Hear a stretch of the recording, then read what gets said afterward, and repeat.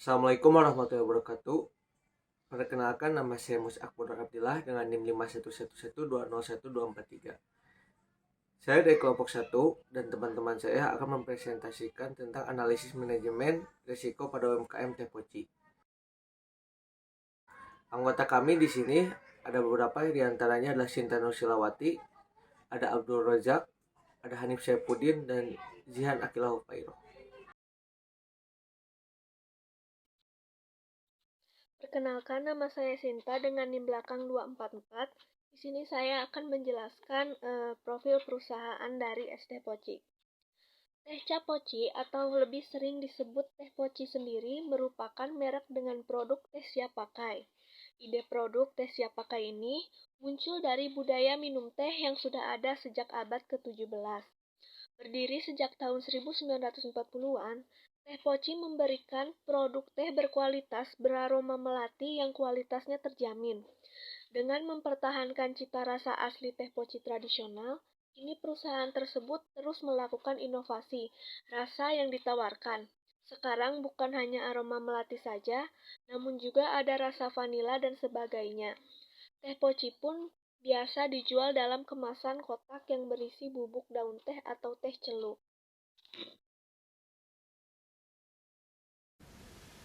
Selanjutnya saya akan menjelaskan materi pembahasan.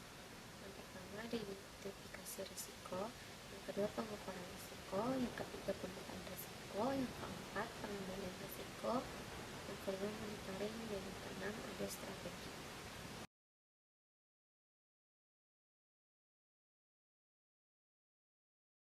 Pada slide selanjutnya, saya akan menjelaskan identifikasi risiko. Yang pertama, ada risiko keuangan. Risikonya itu yang pertama ada harga bahan baku naik, lalu pencatatan laporan keuangan tidak sepenuhnya, yang ketiga ada uang palsu, yang keempat uang modal terpakai, dan yang kelima ada pengelolaan keuangan yang kurang tepat. Slide selanjutnya ada risiko operasional. Yang pertama, tidak adanya SOP. Yang kedua, keterlambatan bahan baku. Yang ketiga, mesin rusak. Yang keempat, takaran bahan baku yang kurang tepat mempengaruhi rasa teh. Dan yang kelima, ada bahan baku habis. Lalu selanjutnya ada risiko MSDM. Yang pertama, ada risiko menurunnya kesehatan pekerja sewaktu-waktu. Yang kedua, penjual terlambat membuka toko. Yang ketiga, karyawan tidak menjaga kebersihan. Yang keempat, pekerja tidak masuk kerja atau pegawai tidak masuk kerja. Dan yang kelima, ada pegawai telat masuk kerja.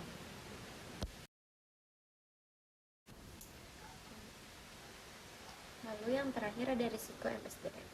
Yang pertama, adanya pesaing. Yang kedua, tidak ada promosi yang dilakukan oleh penjual.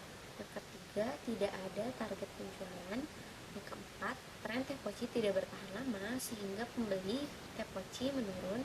Dan yang kelima, kurangnya kepuasan konsumen.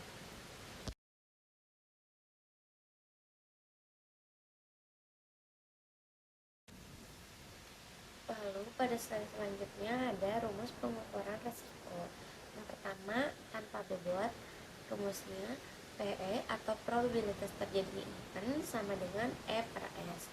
E-nya itu subset atau event, S-nya sample space atau set. Lalu yang kedua adalah dengan bobot. Rumusnya PE atau probabilitas terjadinya event sama dengan WE per WS. W-nya itu bobot dari masing-masing event. Perkenalkan, nama saya Hanif Saifuddin dengan ujung NIM-nya 246. Di sini saya akan menjelaskan tentang kode resiko. Yang pertama itu ada resiko keuangan dan kodenya ada K1 dengan harga bahan baku naik, dan kedua pencatatan laporan tidak sepenuhnya, ketiga uang palsu, keempat uang modal terpakai, dan kelima pengolahan keuangan yang kurang tepat. Dan di sini juga ada resiko operasional yang kodenya yaitu O1 tidak adanya SOP, dan O2 keterlambatan pengiriman bahan baku, dan O3 mesin rusak, O4 takaran bahan baku yang tepat mempengaruhi sebuah rasa, dan O5 adalah bahan baku yang habis. Dan berikut ada risiko SDM juga, dan di sini kodenya S1 dan menurunkan kesehatan pekerja sewaktu-waktu, dan S2 penjualan keterlambatan membuka toko, dan S3 karyawan tidak menjaga kebersihan, dan S4 ada pegawai yang tidak masuk kerja, dan S5 ada pegawai yang telat masuk untuk bekerja. Dan yang terakhir ada resiko pemasaran yang diberi kode dengan P1, ada yang P1 artinya ada pesaing, dan P2 tidak ada promosi yang dilakukan oleh penjual, dan P3 tidak adanya target penjualan, dan P4 ada tren teh poci tidak bertahan lama sehingga pembelian teh poci menurun, dan P5 kurangnya kepuasan konsumen. Next. Kemudian ada skala. Yang pertama yaitu ada skala dampak pengukuran resiko. Skala yang pertama yaitu dampak atau severity-nya rendah. Lalu skala yang kedua yaitu dampak atau severity-nya sedang.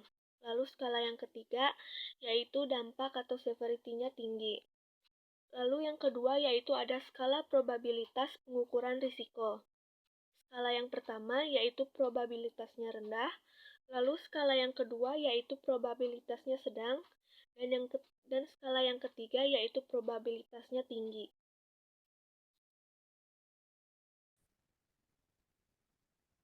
Perkenalkan, nama saya Abdurrajak Maulana dengan yang belakang 245. Di sini saya akan menjelaskan pengukuran risiko keuangan yang dimana ada kode risiko jumlah kasus dan bobot. Yang pertama ada K1 dengan risikonya yaitu harga bahan baku naik dengan jumlah kasus 2 dengan bobot 3, atau jumlah kasusnya itu sedang dengan bobotnya sangat tinggi. Selanjutnya ada K2 yaitu penyertaan laporan keuangan belum sempurna dengan jumlah kasus tinggi yaitu sebesar 3 dengan bobotnya sedang yaitu sebesar 2. Yang ketiga ada K3 atau uang palsu dengan risikonya uang palsu dengan untuk jumlah kasusnya yang sangat tinggi yaitu sebesar 3 dengan bobot yang sedang yaitu sebesar 2. Selanjutnya ada K4 atau uang boleh terpakai dengan jumlah kasusnya yaitu sangat rendah dengan bobotnya sedang. Selanjutnya yang terakhir ada K5 yaitu seringnya uang tercampur dengan hasil usaha yang jumlah kasusnya itu sangat tinggi dengan bobotnya yang tinggi juga.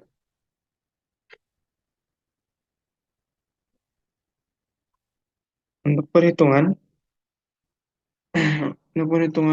K1 atau harga bahan baku naik dengan rumus yang tambah bobot yaitu PE di mana probabilitas terjadinya event, dan E per S atau itu subset atau event, dengan S atau sample space atau set.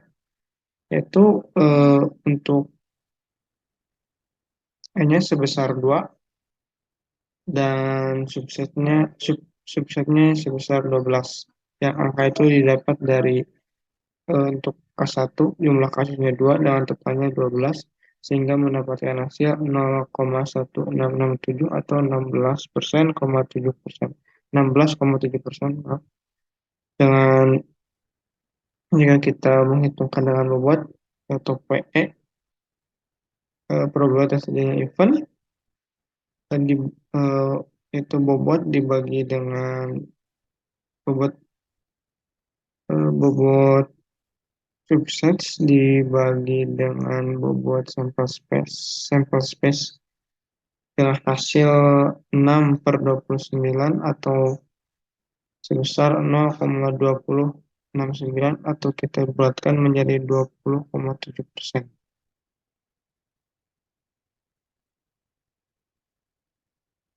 Selanjutnya adalah K2 dengan pencatatan laporan keuangan belum sempurna yang dengan tahu bobot yaitu sebesar 3/12 atau 0,25 jika dipersenkan menjadi 25% dengan bobot sebesar 6/29 atau 0,2069 kalau kita buatkan menjadi 20,7%.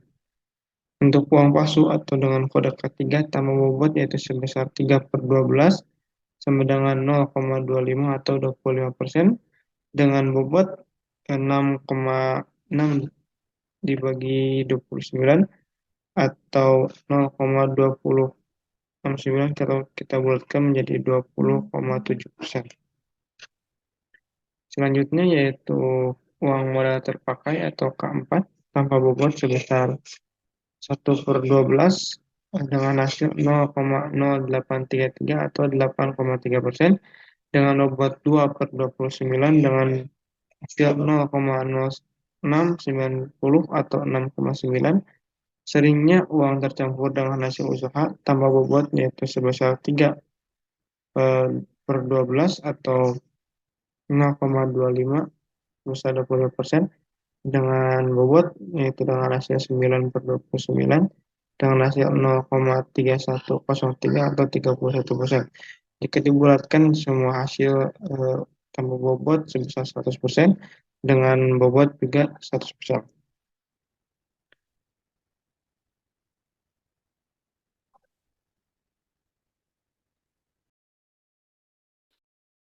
Selanjutnya yaitu ada pengukuran risiko operasional. Yang pertama yaitu dengan kode O1, risikonya tidak adanya SOP, jumlah kasus E3, bobot W2.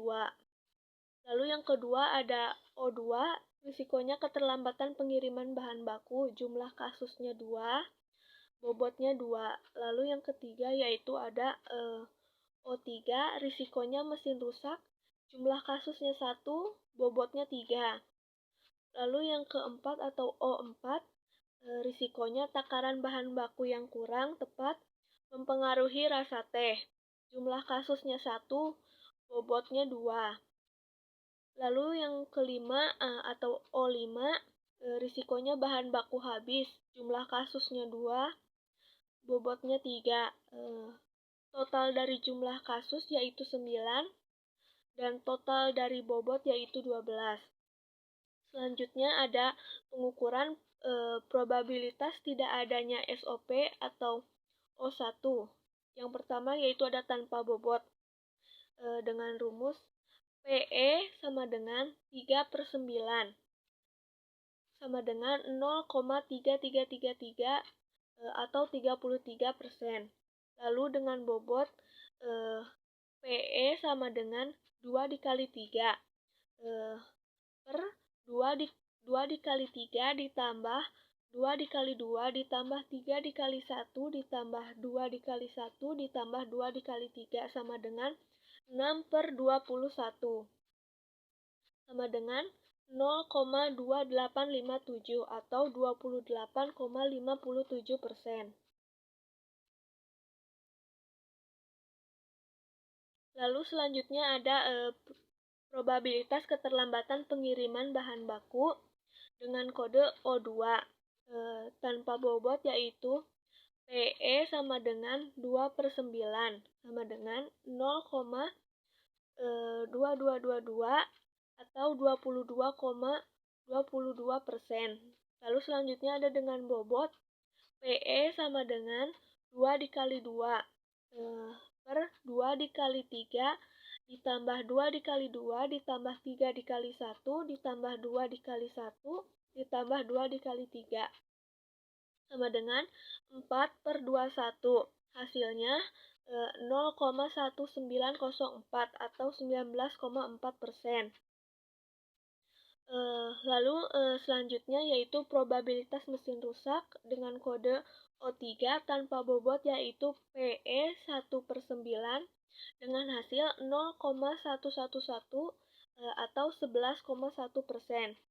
Lalu dengan bobot yaitu PE sama dengan 3 dikali 1 per 2 dikali 3 ditambah 2 dikali 2 ditambah 3 dikali 1 ditambah 2 dikali 1 ditambah 2 dikali 3 sama dengan 3/21, yaitu hasilnya 0,1428 atau 14,28%.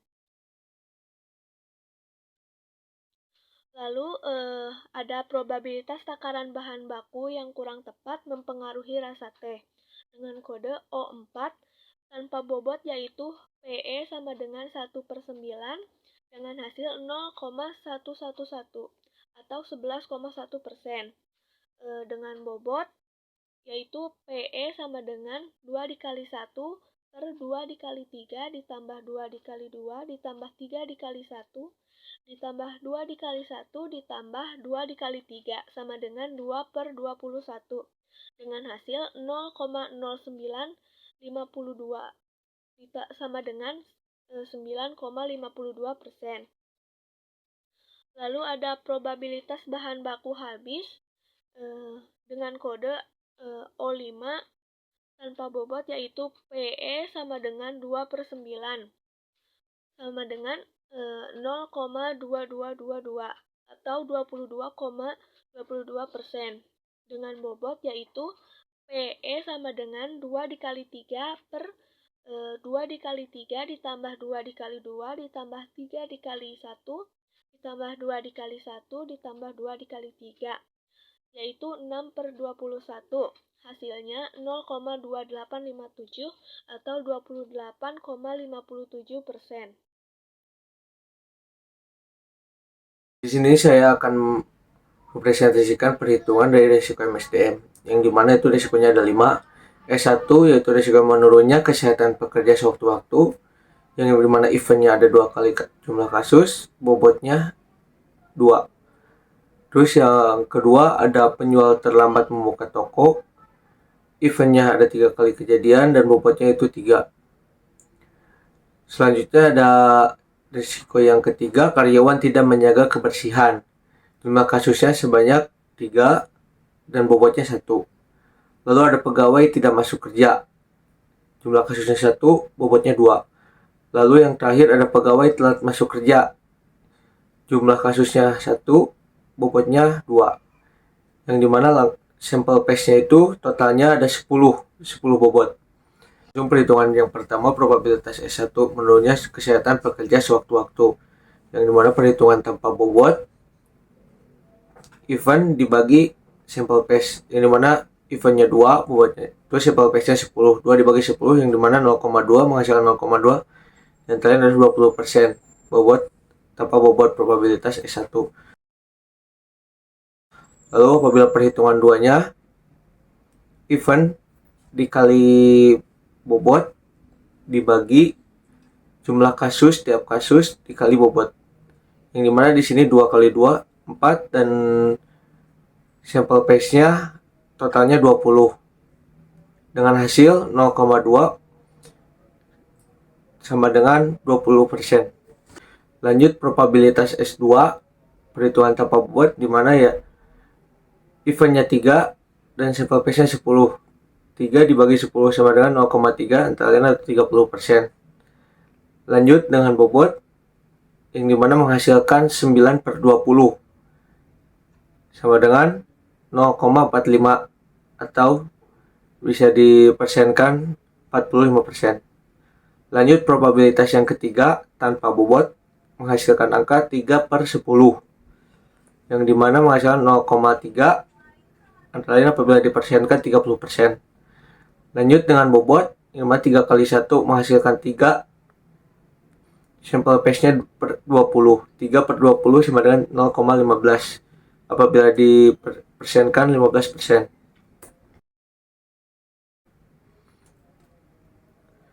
Lanjut probabilitas yang keempat, yang dimana mendapatkan 1 per 10 tanpa bobot. Menghasilkan 0,1 apabila dipersenkan 10%. Lanjut dengan bobot, menghasilkan perhitungan 2 per 10 sama dengan 0,1 atau antara lain apabila dipersenkan 10%. Lanjut probabilitas tanpa bobot, probabilitas yang kelima tanpa bobot mendapatkan angka 1 per 10 menghasilkan 0,1 apabila dipersenkan 10%. Lanjut apabila dengan bobot menghasilkan angka 2 per 20 dengan hasil 0,1 apabila dipersenkan 10%. Dan berikut ada resiko pemasaran dan setiap resikonya bisa kita hitung. Yang pertama adanya pesaing dengan jumlah kasus skala dampaknya 2 dan skala probabilitasnya 3 dan tidak adanya promosi yang dilakukan oleh penjual, dan skala dampaknya ada 2 dan skala probabilitasnya ada 1, dan tidak adanya target penjualan, skala dampaknya ada 2 dan skala probabilitasnya ada 2, dan tren teh poci tidak bertahan lama dan sehingga teh poci pembelinya menurun, dan skala dampaknya 3 dan skala probabilitasnya ada 3 juga. Dan kelima ada kurangnya kepuasan konsumen dengan skala dampaknya ada 3 dan skala probabilitasnya dikasih 2 dengan masing-masing total. Skala dampaknya ada 10 dan skala probabilitasnya ada 12. Dan berikut di sini adanya pesaing dengan kodenya P1 tanpa bobot PE sama dengan 2/10 sama dengan 0,2, yaitu 2%, dengan bobot PE sama dengan 3 kali 2 ditambah 1 kali 2 ditambah 2 kali 2 ditambah 3 kali 3 ditambah 2 kali 3 sama dengan 6, dan di bawahnya totalnya 27, yang artinya 6 dibagi 27 sama dengan 0,22 dengan jumlahnya 22,22%. Dan yang kedua ada tidak adanya promosi oleh penjual tanpa bobot PE sama dengan 2/10, 2 dibagi 10 sama dengan 0,2, yaitu 2%. Dan berikut dengan bobot PE sama dengan 1 kali 2 per 1 kali 2 ditambah 2 kali 2 ditambah 3 kali 3 ditambah 2 kali 3 ditambah 3 kali 2 sama dengan 2/27 dibagi 27 sama dengan 0,0740, yang artinya 7,40%.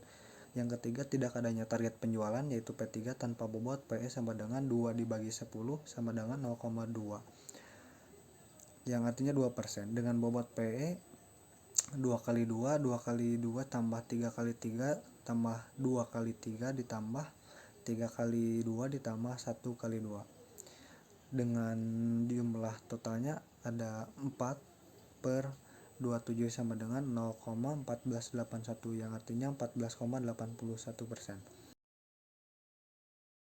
Tren teh poci tidak bertahan lama sehingga pembeli teh poci menurun, yang diberi kode P4 tanpa bobot PE 3 dibagi 10 sama dengan 0,3, yang artinya 3%, dengan bobot PE sama dengan 3 kali 3 kali 3 ditambah 3 kali 3 ditambah 2 kali 3 ditambah 3 kali 2 ditambah 1 kali 2 ditambah 2 kali 2, dengan jumlah totalnya 9/27 sama dengan 0,3333, artinya 33,33%. Kurangnya kepuasan pelanggan yang dengan kode P5 tanpa bobot PE sama dengan 3 dibagi 10 0,3, yang artinya 3%, dengan bobot PE sama dengan 2 kali 3 ditambah 2 kali 3 ditambah 3 kali 2 ditambah 1 kali 2 ditambah 2 kali 2 ditambah 3 kali 3, dengan jumlah total 6/27 dengan jumlah 0,2222 sama dengan 22,22%. Mungkin akan dilanjut oleh teman saya.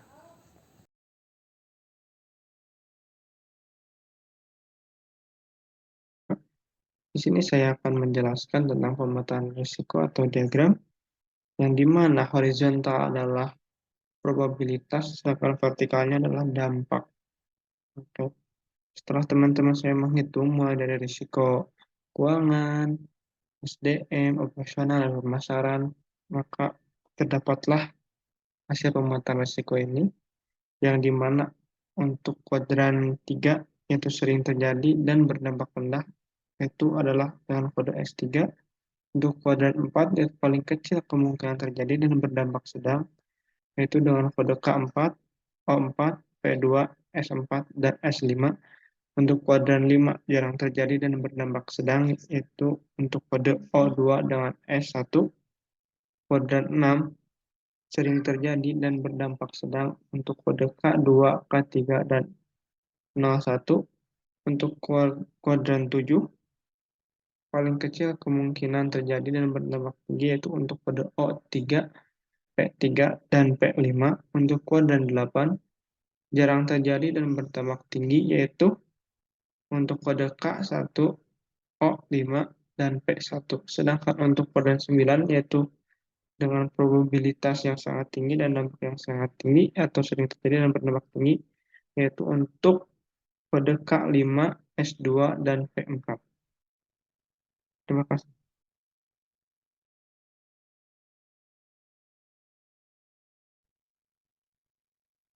Di sini saya akan menjelaskan tentang pengendalian risiko keuangan dengan kode K1 sampai K5 dengan teknik pengendalian risiko yaitu semuanya menggunakan risk reduction karena merupakan metode yang mengurangi kemungkinan terjadinya risiko atau mengurangi dampak kerusakan yang dihasilkan oleh suatu risiko.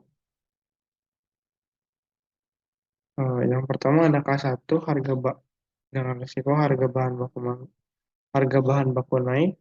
Teknik pengawasan adalah reduction dengan cara penanganannya untuk mengurangi risiko yaitu dengan UMKM STFOC perlu menaikkan harga produk dalam batas wajar agar tetap mendapatkan keuntungan.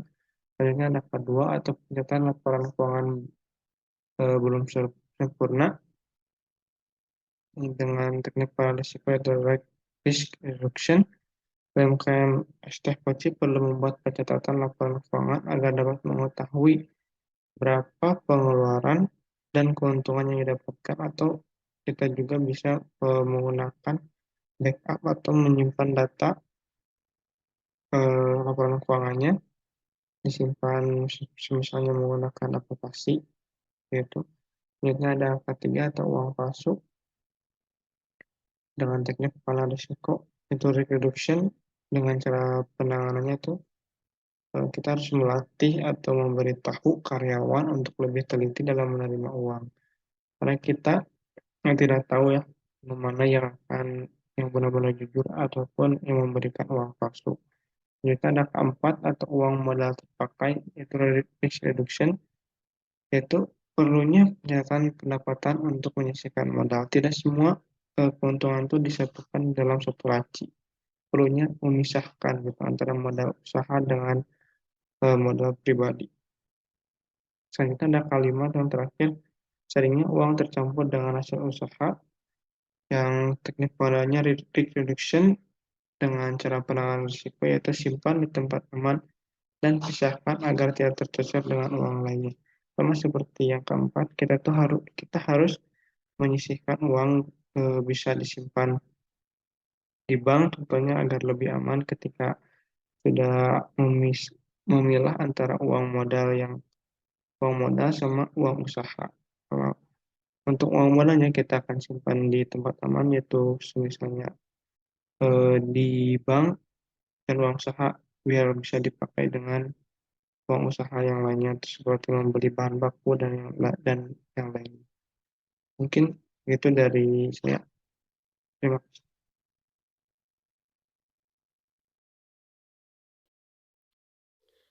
Lalu selanjutnya ada pengendalian risiko operasional. Yang pertama yaitu dengan kode O1, risikonya tidak adanya SOP, teknik pengendalian risikonya yaitu risk reduction. Cara penanganan risikonya yaitu perlu adanya SOP yang jelas agar tidak terjadi kecelakaan kerja.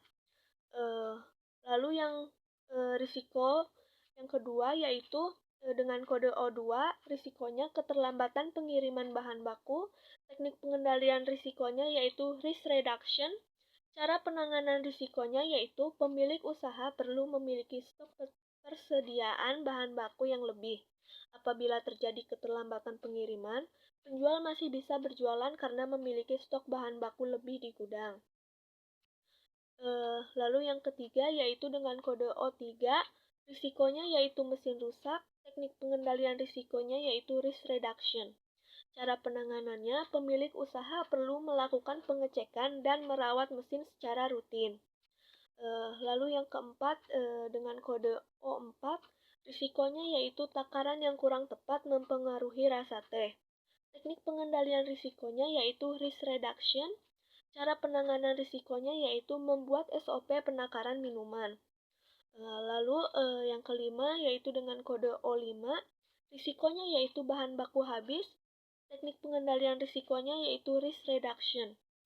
Cara penanganan risikonya yaitu pemilik usaha harus selalu memperhatikan stok bahan baku di gudang. Jika stok sudah menipis, sebaiknya segera memesan bahan baku tersebut. Lanjut pengendalian MSDM. Kode yang pertama, S1, menunya kesehatan pekerja sewaktu-waktu. Teknik pengendaliannya menggunakan risk reduction yang dimana pengurangan risiko. Dengan cara pengendalannya yaitu pemilik usaha perlu memperkerjakan karyawan lain untuk membantu saat berjualan.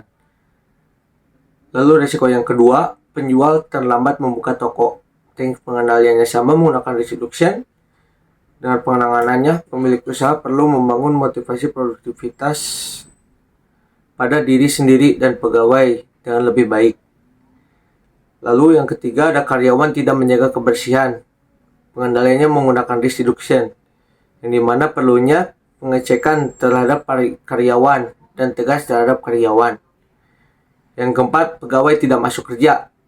Pengendaliannya adalah risk reduction, dan penanganannya perlunya adanya cadangan karyawan. Lalu ada pegawai telat masuk kerja. Pengendaliannya menggunakan risk reduction, yang dimana penanganannya mencari karyawan yang kerjanya membackup sementara atau freelance.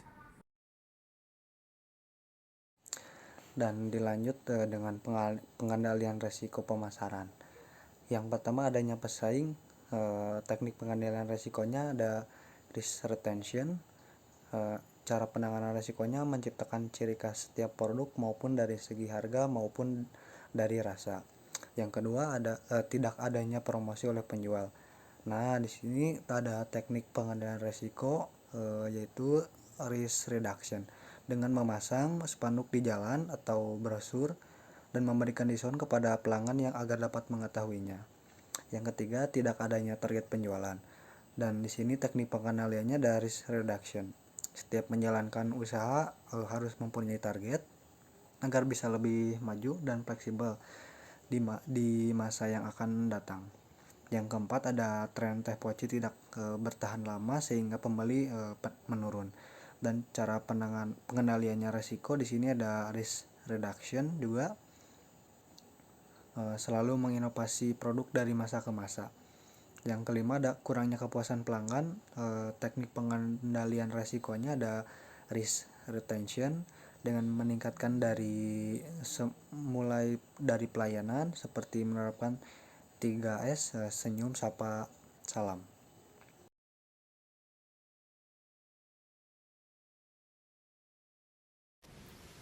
Lalu selanjutnya ada monitoring. Yang pertama, penjual terlambat membuka toko. Risiko ini sangat mungkin terjadi karena penjualan yang terlambat membuka toko akan membuat target hariannya tidak tercapai. Nah, maka oleh dari itu diperlukan monitoring agar target dan pendapatan yang dihasilkan ini maksimal. Yang kedua, terpakainya uang modal. Risiko ini sangat mungkin terjadi karena penjual tidak memiliki pencatatan laporan keuangan, sehingga sangat diperlukan monitoring agar uang pribadi dan uang hasil usaha atau modal ini tidak terpakai. Lalu yang ketiga ada tren teh poci tidak bertahan lama sehingga pembeli teh poci menurun. Risiko ini sangat mungkin terjadi karena banyak UMKM yang menciptakan inovasi agar produknya ini menjadi berbeda dari yang lain dan menarik perhatian konsumen. Maka itu diperlukan monitoring agar dapat bersaing dengan UMKM lainnya.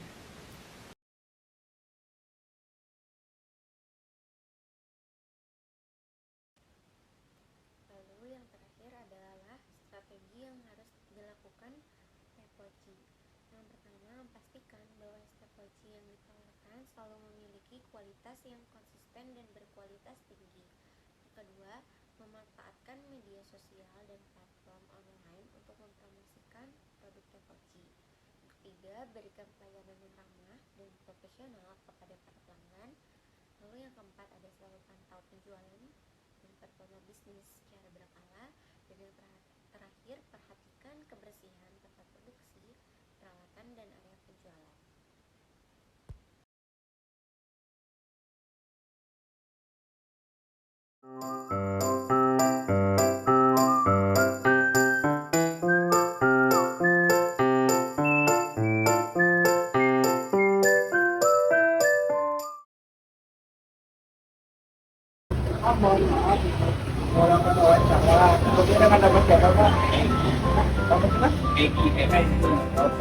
Oh, Megi mau nanya nih kalau kendala dari wisata eksekutif itu apa aja? Semuanya sih kalau lewatin ya namanya perbaikan dagang ya lah satu itu yang kedua bahan baku paling kalau kita bisa harga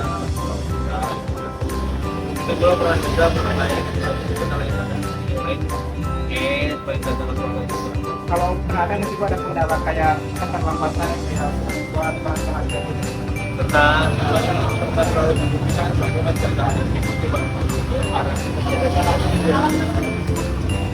masih yang berusaha kemarin ada sih cadangannya cuma sama ini berjalan 13 tahun baru 2 kali jarang banget ya. Kalau ini Pak, kalau hari bisa habis berapa cup? kalau di tengah paling Hari.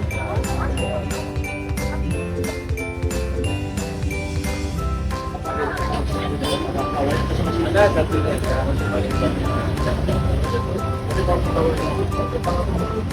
ya Ya tidak.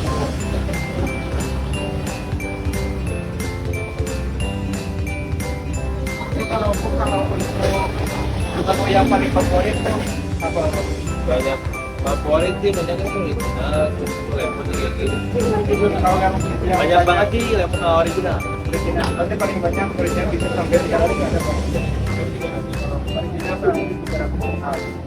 Kalau untuk beli bahan baku itu langsung kita berjalan nah jadi kita tuh franchise Lemonci itu tuh untuk kayak gitu sebulan tapi diwajibkan belanja di bahan baku ya Pak?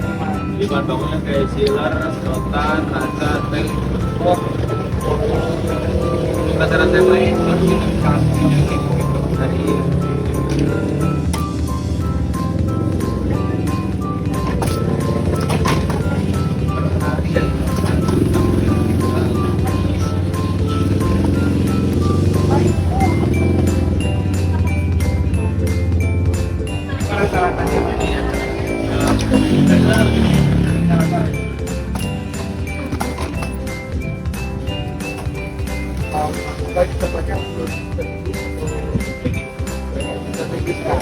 yang belakang itu banyak parkiran.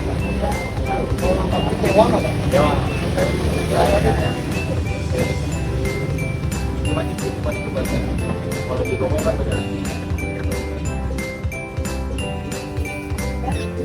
Kalau Bapak awal mulanya promosinya itu seperti itu atau biasa aja gitu? jadi nggak ada promosi ya saya ada butuh bahwa biar jalan pakai payung sih belum kayak begini Oh dulu mah. nah perawatan jadi perawatan seperti masuk Jadi awal jualan itu ada di 2010. Kamu udah 2010. Tak lama ya Pak? 13 tahun masih.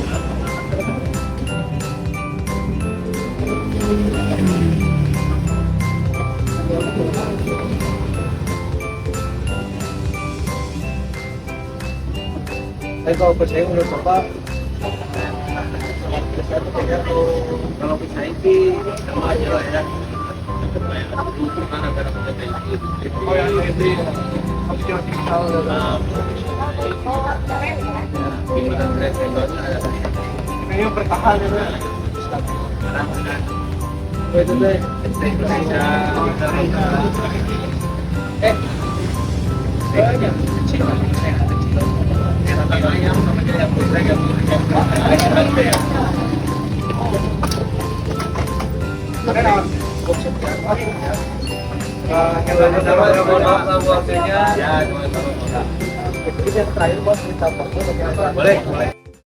Sekian dari kelompok kami. Wassalamualaikum warahmatullahi wabarakatuh.